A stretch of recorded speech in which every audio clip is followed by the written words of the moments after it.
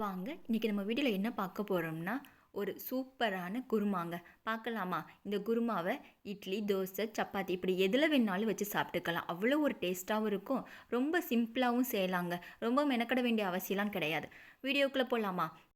எப்படி செய்யலான்னு பார்க்கலாமா? வாங்க வீடியோக்குள்ளே போகலாம். அதுக்கு நீங்கள் ஸ்டவ்வை ஆன் பண்ணி கடாயை ஹீட் பண்ணுங்கள். கடாய் நல்லா ஹீட் ஆனதும் தேவையான அளவு எண்ணெய்ங்க. எண்ணெய் விட்டோன்னே எண்ணெய் நல்லா சூடாகட்டும். சூடானதும் தேவையான அளவு சோம்பு போட்டு நல்லா பொரிய விடுங்க. நான் இப்போ ஒரு பெரிய சைஸ் வெங்காயம், ஒரு வெங்காயம் எடுத்திருக்கேன். ஏன்னா நான் செய்ய போகிறது 3 பேருக்கு. ஸோ எனக்கு ஒரு வெங்காயம் போதும்.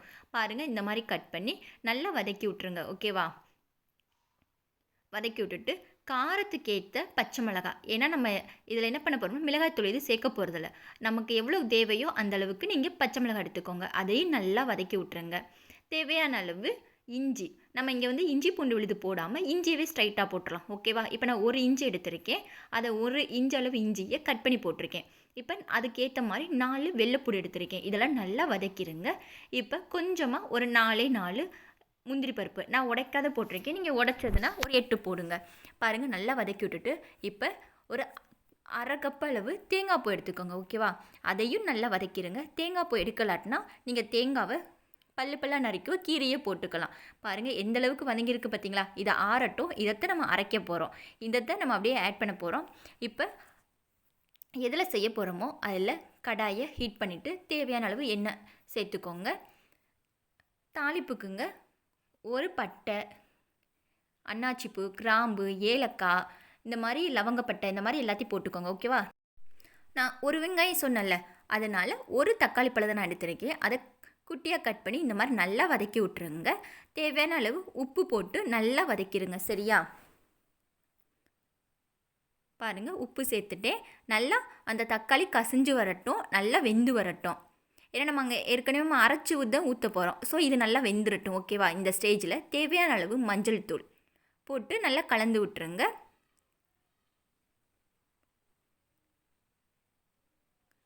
தேவையான அளவு மல்லித்தூள் போட்டு நல்லா கலந்துட்டு நான் சொன்னல தேங்காய் நம்ம வதக்கி வச்சோம்ல, இப்போ அதை அரைச்சி இதில் சேர்க்க வேண்டியதாங்க. பாருங்கள், நான் அரைச்சிட்டேன். இப்போ அதோடு கலந்துக்கிற வேண்டியதான். நம்ம வதக்கி அரைக்கிறனால அதோடய ஸ்மெல்லே சூப்பராக இருக்கும். பாருங்கள், நல்லா கலந்து விட்டுருங்க.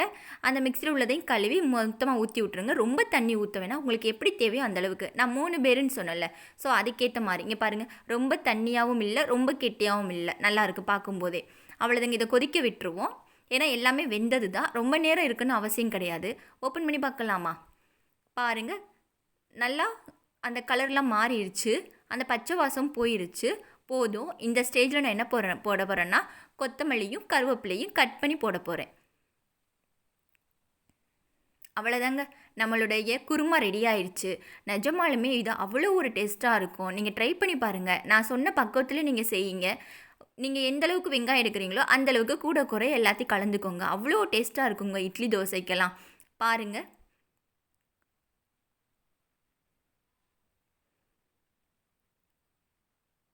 இந்த குருமா நம்ம சேர்த்து சாப்பிட்டோம்னா ஒரு இட்லி கூட இல்லைங்க, 10 இட்லி கூட நமக்கு பத்தாதுங்க. அவ்வளோ ஒரு டேஸ்ட்டாக இருக்கும். இந்த ஸ்டேஜில் உங்களுக்கு பச்சை மிளகா போட்ட காரம் பத்தலாட்டினா நம்ம தக்காளி வதக்கும்போது மிளகாய்த்தூள் கூட சேர்த்து அட்ஜஸ்ட் பண்ணிக்கோங்க. ஓகேவா?